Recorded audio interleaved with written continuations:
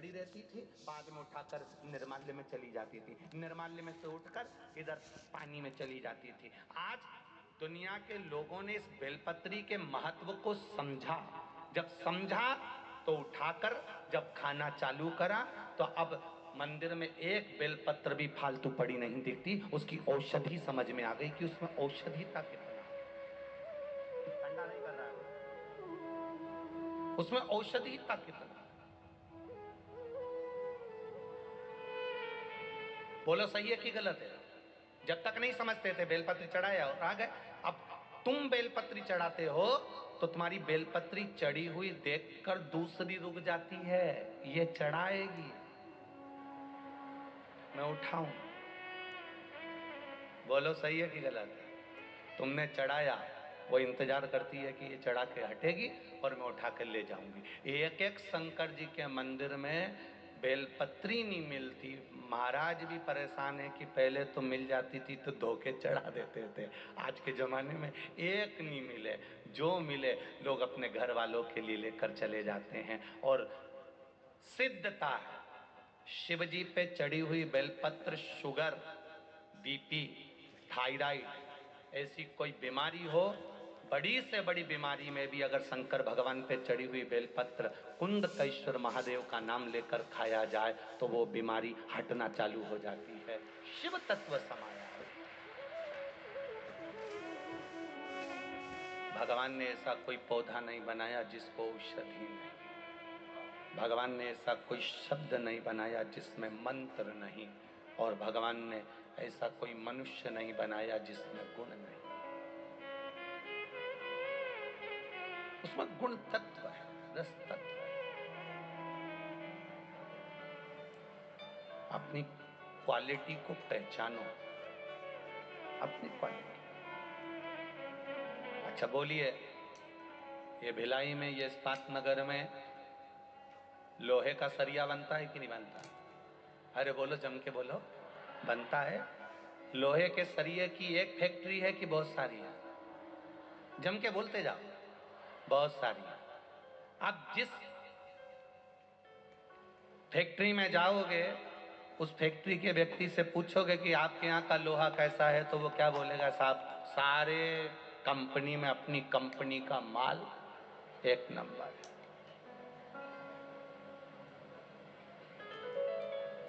फिर दूसरी कंपनी में जाना, साहब आपकी कंपनी का माल, अपनी कंपनी का माल पूरी कंपनी में एक नंबर।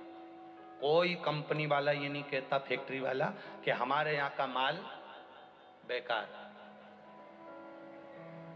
कोई एक भी फैक्ट्री वाला नहीं कहता कि हमारी फैक्ट्री का माल बेकार।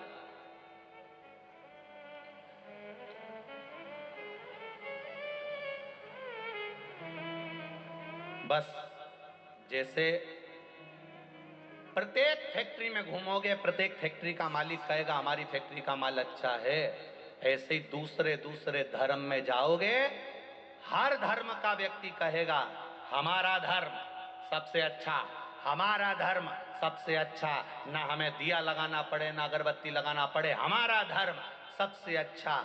हर धर्म का व्यक्ति अपने धर्म को श्रेष्ठ बताता है। केवल एक सनातन धर्म का व्यक्ति ऐसा होता है जो अपने धर्म की भी हंसी उड़ाता है।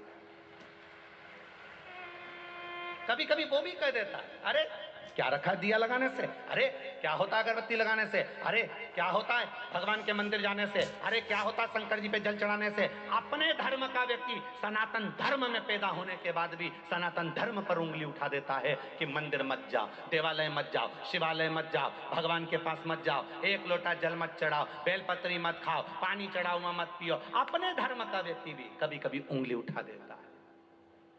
तब समझ में आता है कि ये अपनी कंपनी, इसकी खुद की फैक्ट्री का माल नहीं है, इसलिए फैक्ट्री में काम कर रहा है पर माल दूसरी कंपनी का। तब समझ में आता है कि ये अगर सनातन धर्म पर उंगली उठा रहा है, ये सनातन धर्म के लिए कह रहा है कि मंदिर मत जाना चाहिए, मंदिर में जाकर जल नहीं चढ़ाना चाहिए, पानी नहीं चढ़ाना चाहिए, मंदिर में मत जाओ, शिव जी पर बेलपत्र मत चढ़ाओ, शंकर के मंदिर मत जाओ, जो सनातन धर्म पर उंगली उठाए, समझ लेना इस कंपनी का है ही नहीं, प्रोजेक्ट दूसरी कंपनी का है, वो दूसरी कंपनी का है। इस कंपनी का है ही।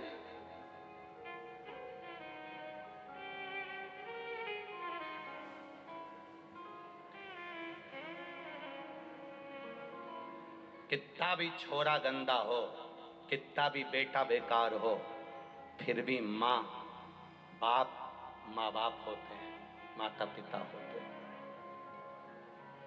तुम्हारा बेटा तुम्हारे पाँव नहीं छूता, तुम्हारा बेटा तुम्हें प्रणाम नहीं करता, तुम्हारा बेटा तुम्हें नमन नहीं करता, तो तुम्हें एक काम करना, अपनी पूरी मकान दुकान सब दूसरे को दे जाना। कर सकते हो ऐसा? अरे बोलो जम के। नहीं कर सकते। बेटा भले प्रणाम ना करे, बहू भले नमन ना करे, बेटा भले ना पूछे, बहू भले ना पूछे, फिर भी माता पिता मर जाएंगे और अपनी प्रॉपर्टी किसी दूसरे को नहीं, अपने बेटे और बहू को ही देकर जाएंगे, भले वो कैसा भी हो।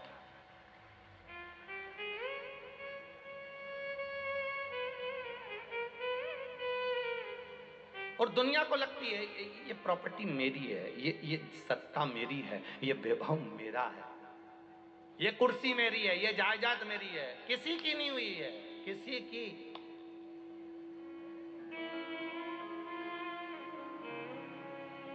किसी की नहीं।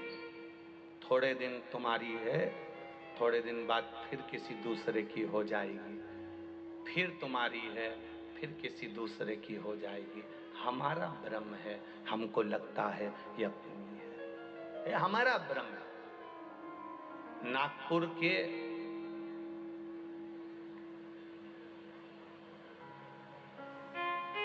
एक पता चले गया,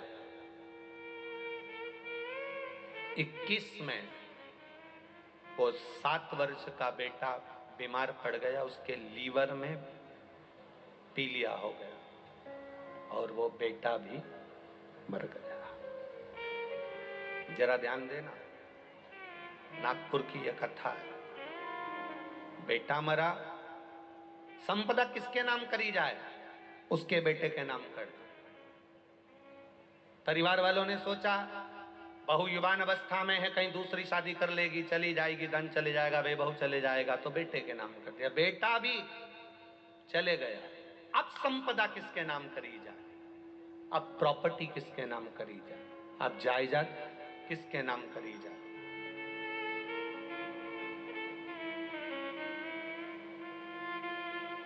अब प्रॉपर्टी जायदाद संपदा किसके नाम करें? तो परिवार वालों ने कहा अब बहू के नाम कर देते हैं। बहू आंख में आंसू भर कर बोली, जिस संपत्ति को, जिस धन को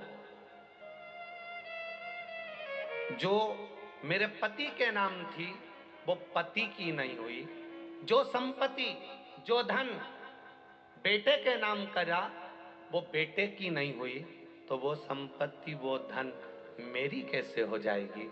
ये तो उसकी है, जिसकी थी यहीं रह जाना। कभी एकांत में बैठना, अकेले में बैठना और विचार करना। थोड़ा एकांत में बैठकर, अकेले में बैठकर विचार करिएगा कि जिस मकान में तुम रहते हो, जिस जमीन पर तुम रहते हो, ये जमीन ये मकान पहले किसका था, किसका था, और पता करना कि इससे पहले किसका था। जमीन कहीं नहीं गई, इंसान जाते चले गया, इंसान जाता चले गया।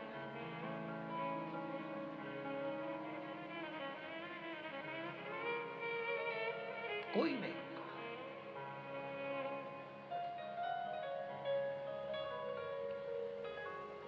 मनुष्य चला गया, जमीन वही है, प्रॉपर्टी वही है, सत्ता वही है, वैभव वही है, धन वही है। इसलिए इस शरीर के मनुष्य द्वारा 10 पुण्य बताए गए। कितने पुण्य है? जम के बोलो जरा। 10 पुण्य। इस मनुष्य के द्वारा 10 पुण्य है, जो शिव महापुराण की कथा कहती है, एकांतेश्वर महादेव की कथा कहती है। मनुष्य को अपने जीवन के 10 पुण्य का स्मरण करना चाहिए। 4 पुण्य,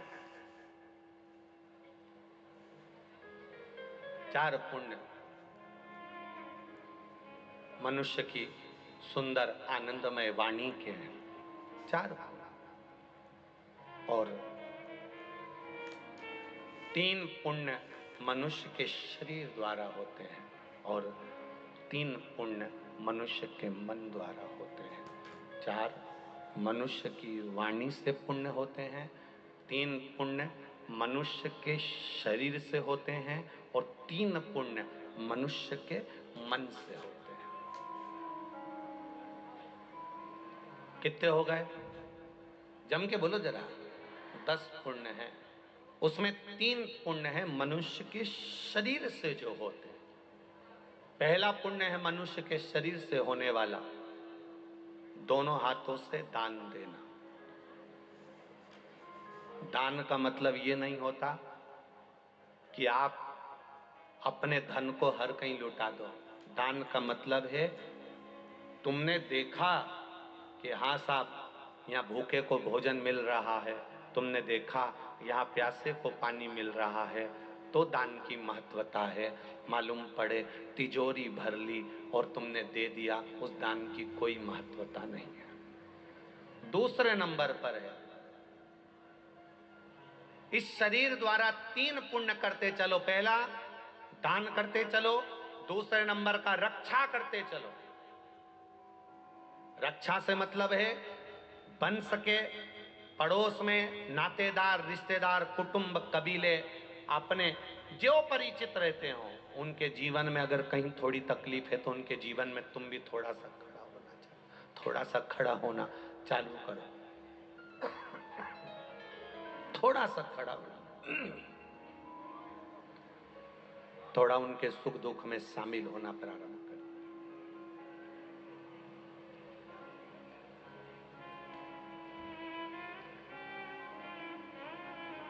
तीसरा पुण्य हमारे जीवन में हम इस शरीर के द्वारा सेवा करो।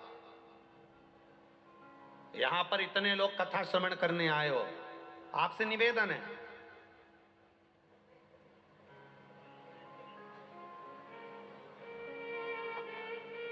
कहीं तुम्हें दिख रहा है कि बहुत तेज धूप पड़ रही है, तुम्हारे पास में छाता है, तुम अकेले बैठे हो, 4 लोग जहां बैठे हो उसके पास में बहुत धूप में बैठे हो, अपने छाते की छांव उनके पास बैठकर पकड़कर तुम भी अपनी सेवा का एक क्रम दे सकते हो कि इसको छांव दो। गला पकड़ बा, छांव छाते की दे दी जाए, छत्र की छांव कर दी जाए। कितनी माताएं बैठी हैं, सब कोई अपने अपने चादर निकाल लेती है, कोई अपना रुपट्टा निकाल लेती है, धूप में एक बैरिकेड से दूसरी बैरिकेड, दूसरी बैरिकेड से तीसरी बैरिकेड बांध देते हैं, तो वो एक छाया कर कर खुद को भी छाया मिल रही है और दूसरे को भी मिल रही है। सेवा का प्रकल्प बड़ा। शरीर के 3 पुण्य हैं जो हमको करना है। पहला दान, दूसरा रक्षा और तीसरा सेवा। फिर आता है महाराज मन के 3 पुण्य हैं। पहले नंबर पर दया करो, दूसरे पर दया का क्रम बनाकर चलो। आज के समय में देखने को मिलता है पड़ोस में अगर कोई बीमार पड़ गया तो पड़ोसन बड़े अच्छे से कहती है भोग रहा है, खूब कराना इसलिए भोग रहा। ये नहीं बोलना हमको, उसके कर्म का दंड वो भोग रहा है ना, तो हम बोलकर क्यों पूरे हों? हमारा फर्ज है उसने तुम्हारे साथ कितना भी बुरा करा हो, कितनी भी गाली दी हो, कितना भी अपशब्द करा हो, कितना भी ताने दिए हो, उसके बाद भी अगर उसको दुख आया है तो दया जरूर करना। बन सके 2 रोटी बनाकर उसको खिला देना। ये दया करते चलो, ये दया का क्रम बढ़ाते चलो। दया करिए। 3 शरीर के पुण्य हैं तो 3 मन के पुण्य हैं, 3 इस आत्मा के मन के पुण्य हैं। पहले नंबर पर दया करो। कितना भी कोई बुरा करा हो आपके साथ, कितनी भी किसी ने गाली दी हो, कितना भी अपशब्द कहा,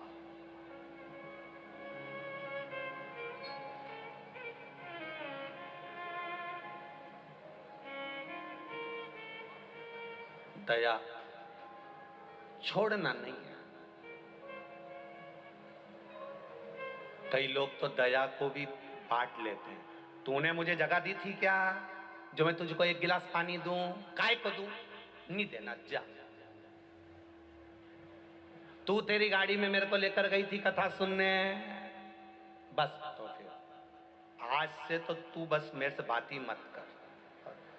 अब मालूम पड़े उसको थोड़ा सा दिक्कत आ गई, तकलीफ आ गया, कष्ट आ गया, तू अपनी गाड़ी से जा रही थी, उसकी गाड़ी खराब हो गई, दया दिखा दो। वो नी ले गई ना बिठा के, कोई बात नहीं। उसने नहीं बिठाया ना, कोई बात नहीं। उसने आड़ा टेढ़ा कह दिया ना, कोई बात नहीं। अपन अपना फर्ज क्यों छोड़, अपन अपना कर्म क्यों छोड़? मत बुरे कर्म कर बंदे वरना पछताएगा, भगवान की आंखों से तू बच नहीं पाएगा, तो बच नहीं पाएगा। अरे ओ अज्ञानी मत कर नादानी, अरे ओ अज्ञानी मत कर नादानी। अपन अपना फर्ज अदा करते चलो, अपना कर्म करते चलो।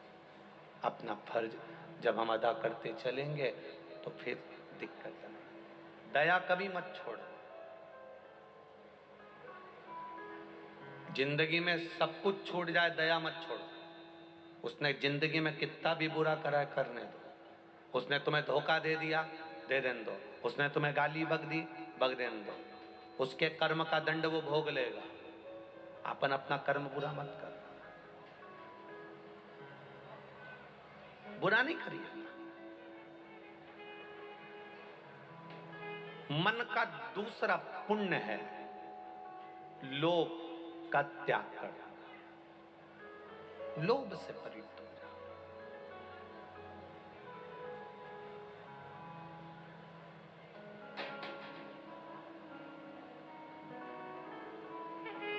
मन का दूसरा पुण्य है लोभ से छुटकारा। और मन का तीसरा पुण्य है श्रद्धा रखना। आपका भीतर श्रद्धा ही नहीं है और आप मंदिर में जाकर बैठ गए, विश्वास ही नहीं है, मंदिर में जाकर बैठ गए तो उसका कोई फायदा नहीं, कोई लाभ नहीं। अगर आपकी श्रद्धा, आपका विश्वास प्रबल है तो परमात्मा को भी मिलने में देरी नहीं लगेगी। ध्यान देना।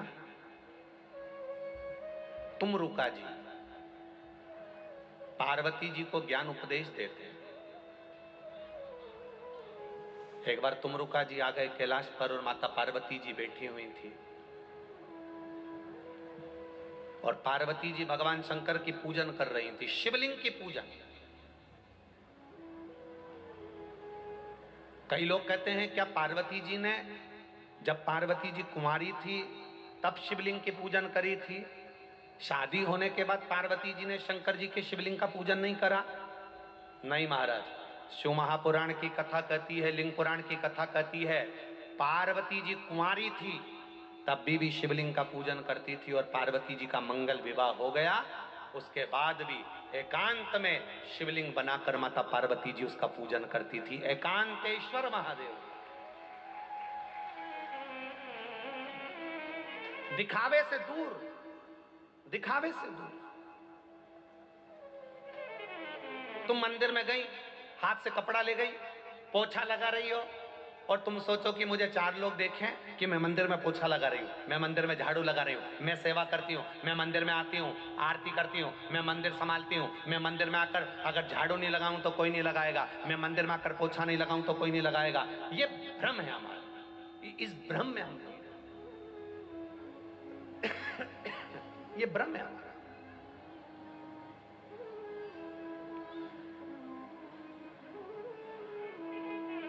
आप किसी को दिखाने के लिए पोछा मत लगाओ, आप किसी को दिखाने के लिए झाड़ू मत लगाओ, आप तो केवल अपना कर्म करते चलो, दिखावे से दूर। तुमरुका जी जब माता पार्वती जी को देखे माँ जगतजननी पार्वती जी सेवा में लगी थी और उनके साथ में जितनी सखियां थी वो पार्वती जी की सेवा की पूजन की बड़ाई कर रही थी। वाह वाह वाह वाह, पार्वती तू बड़ी सुंदर सेवा करती है, पार्वती तू बड़ी प्यारी पूजन करती है, पार्वती तू भगवान शंकर की बहुत सुंदर आराधना करती है, पार्वती तो शंकर जी का बहुत सुंदर श्रृंगार करती है। सखियां आपस में जितनी बैठी थी वो सारी की सारी पार्वती जी की कीर्ति की बड़ाई कर रही थी।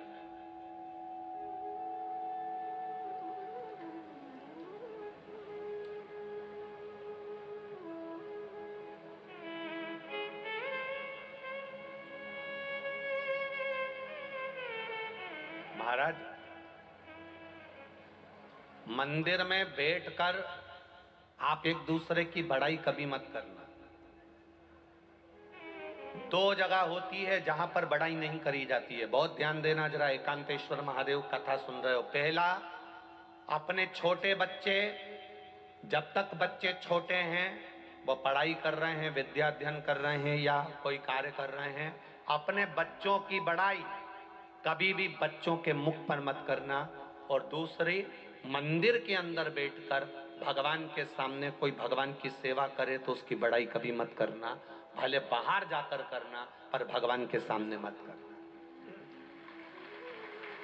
बाहर जाकर कर लो चलेगा पर भगवान के सामने बैठकर मत कर। कारण जिस बच्चे की बड़ाई बच्चे के मुंह पर करी जाती है वो बच्चा अगली बार नंबर नहीं मार पाता है, उसको लगने लगता है कि मेरे बराबर कोई नहीं, मेरे बराबर कोई नहीं, तो बच्चा अगला नंबर नहीं लगा पाता, अव्वल नहीं निकल सकता, आगे नहीं बढ़ सकता,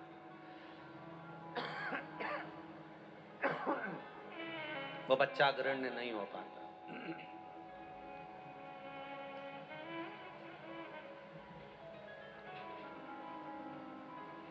और जिस सेवा करने वाले की बड़ाई मंदिर के अंदर करी जाती है उसकी सेवा का फल उसको नहीं मिल पाता है। दोनों से परिणित हो जाओ, दोनों से दूर।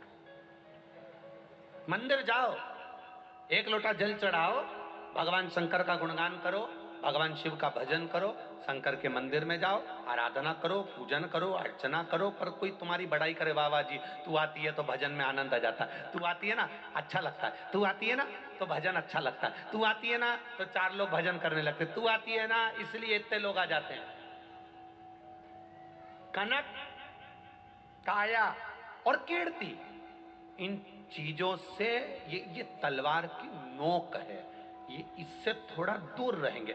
जितनी तुम्हारी कीर्ति की बड़ाइयां होती जाती है उतना दुख तुम परमात्मा से दूर होते चले जाते, उतनी तकलीफें आती चली जाती। दूर रहो, अपनी प्रशंसा से दूर रहो।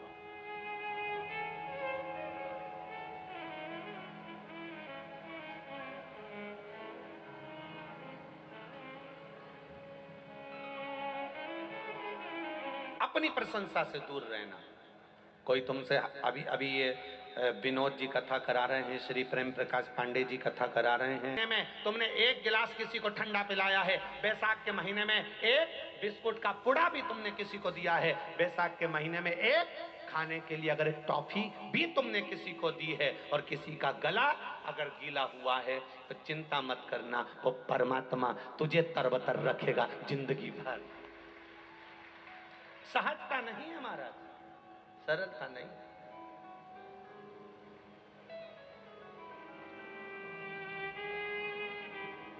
बहुत कथाएं होती हैं महाराज जी, और बहुत कथाएं होती रहती हैं, लाखों लोग भी आप ला सकते हो, लाखों लोग भी आप जोड़ सकते हो, मना नहीं है, पर ये शिव की कथा में जितने भी भक्त आते हैं ये शिव के ओघड़ी भक्त आते हैं।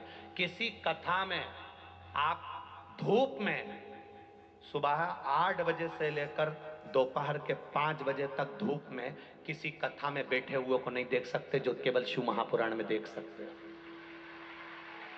रोडों पर बैठे हैं, पेड़ों पर चढ़ के बैठे हैं, पेड़ों की डाली पर बैठे हैं, जहां जगह मिल रही है वहां बैठे हैं, छोटे छोटे बच्चे साथ में, और महिलाएं पुरुष जिनके घर में एसी और कूलर लगा हुआ है, जिसके घर में वीआईपी सोफा लगा है, वो भी रोड पर केवल अपनी एक भूमि कंकर शंकर पर बैठकर तपती हुई बैसाख के महीने की इस जमीन पर बस एक छाता लगाकर, एक कपड़ा लपेटकर, धूप में रोड पर चारों तरफ बैठकर कथा सुन रहे हैं।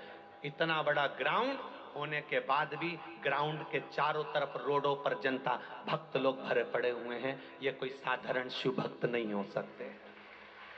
इनकी भक्ति साधारण नहीं है, ये शिव भक्ति कोई साधारण नहीं है। ये दिखावा नहीं है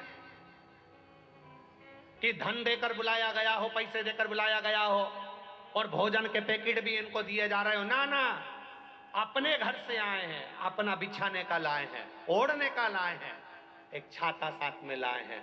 अब सबको मालूम है पंडाल में अगर जगह नहीं मिलेगी, कहीं एकांत में बैठ जाएंगे, कथा सुन लेंगे, उसके दरवाजे तक पहुंच गए तो वो भी एक ना एक दिन हमारे दरवाजे तक पहुंच जाएगा, निश्चित। ये विश्वास, ये दृढ़ता, ये भरोसा, ये भक्ति और ये विश्वास ही हमारा दृढ़ होना चाहिए। ये भरोसा ही हमारा दृढ़ होना चाहिए।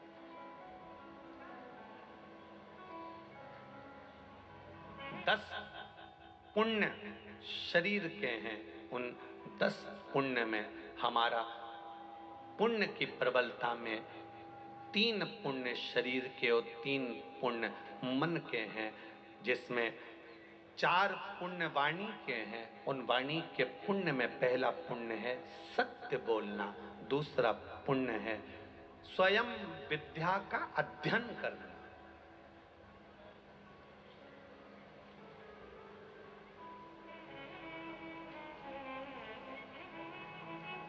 अच्छा, एक बात आपसे पूछें, बहुत सरलता में बोलिएगा रे बिलाई वालों, तुमको मालूम है ये मूर्ख है,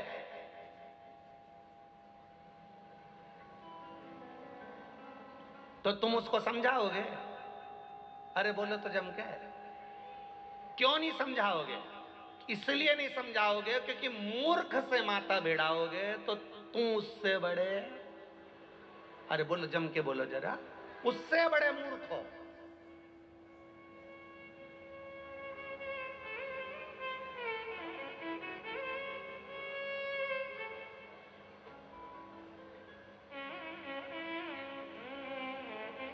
टीवी पे बहुत सारे शो आते हैं, टीवी पे बहुत सारे शो आते हैं, बहुत सारे लोगों को बिठाया जाता है और उनसे माथा भिड़ाया जाता है। अब मालूम है तुमको कि ये मूर्ख है, तो क्यों चिल्ला चिल्ला के उनको बताओ कि, सीधी बात शिव पुराण कह रही है कि मूर्ख, तुम्हें मालूम है कि ये मूर्ख है, मालूम है तुमको कि ये मूर्ख है, फिर भी तुम माथा भिड़ा रहे हो, तो वो छोटा मूर्ख है, अपन बड़े मूर्ख हैं जो उनसे माथा भिड़ा रहे हैं। और तुम